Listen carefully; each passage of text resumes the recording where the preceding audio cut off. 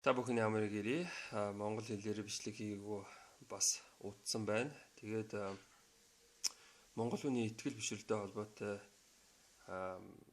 анхны гэмээр бичлэгээ хийгээд бас нэлээд хэдэн жил болжээ. Бараг 7 жил болсон байна. Тэгээд тэр бараг анхны гэмээр бичлэгээ би доор тайлбарт шеэрлээ. Би өнөөдөр Монголын уламжлалт шашин язгуур шашин, бөөмөргөл, харын шашинд одоо жишээ нь чухал хэдүүлгийн зүйл болсон энэ бөөгийн хонхны талаар юу санаж боддгоо хуваалцахаар шийдлээ. Би сүүлийн жилд одоо гадаадынхантай уулзвал энэ зүйл Монгол хүний итгэл бишрлийг харуулдаг юм а. Энэ бол Монгол кросс юм а.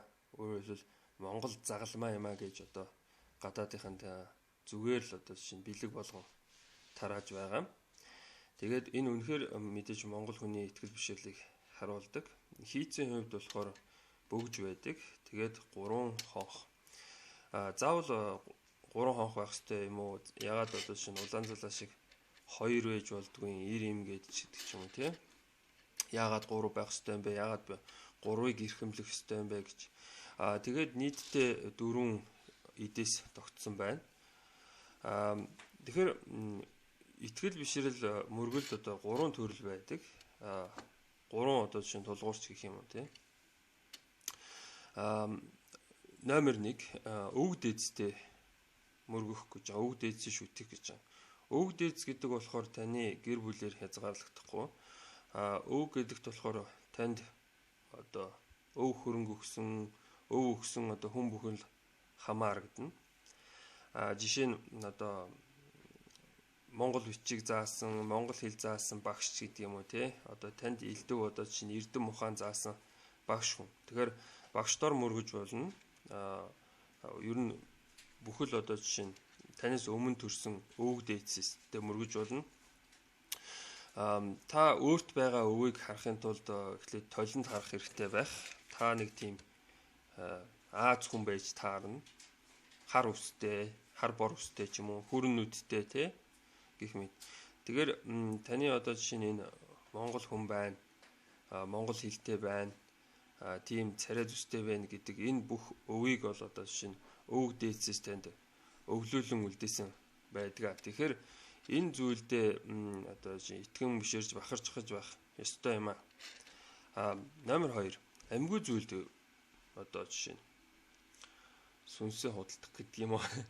Одоо жишээ нь ямар нэгэн амьгүй зүйлд одоо жишээ нь мөрөгдөг.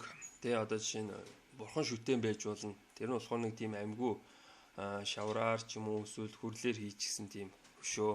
Тэгтэл тэрэнд одоо жишээ нь эдэний дээжээсээ тавиал одоо өмнө нь одоо жишээ нь мөргөөл тий тэгэл байдаг. Эсвэл одоо ном байж болно. Ном дор мөргөе гээл. Ном бичиг үсэг одоо миний энэ хэлж ярьж байгаа одоо жишээ нь аваа үг энэ төр бүхэн бол амьгүй зүйлдээ орно.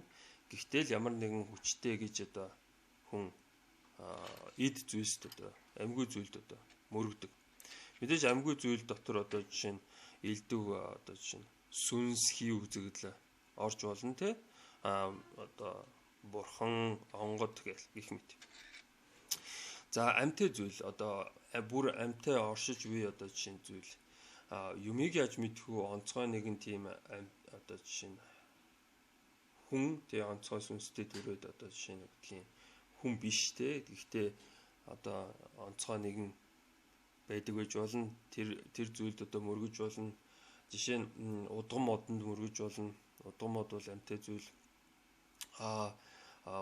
Ямар нэгэн морийг онголд дахиад одоо хиймэрийнхаа морь болгон шүтэж болдог.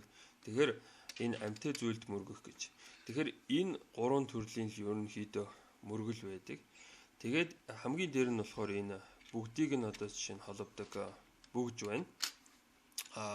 Монголчуудын одоо хамгийн эрхэмлдэг 33 тэнгэрийн нэг бол Хурмас тэнгэр байгаа. Өөрөөр хэлбэл бөгшний эзэн.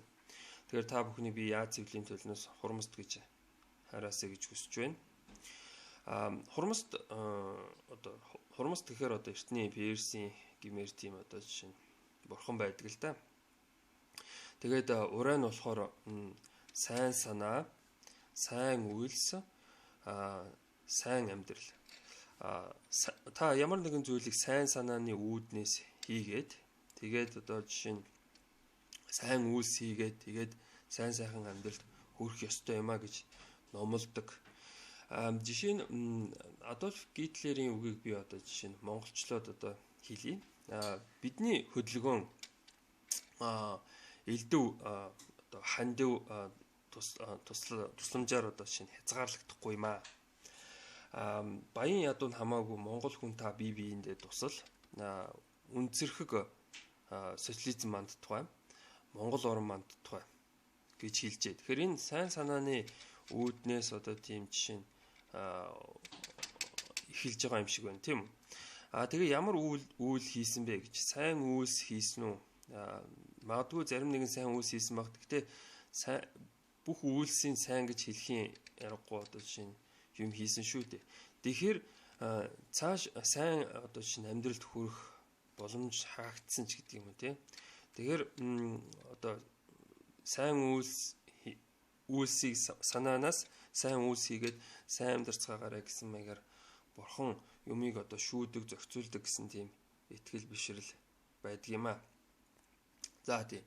Тэгэхээр энэ болохоор Монгол загалмай мөн тэгээд монголчууд та нар маань одоо жишээ нь уламжилт итгэл бишрлээ хүнддэгдэг бол тийм мэдээж энэ шашин учраас бусдад ил тод байх ёстой.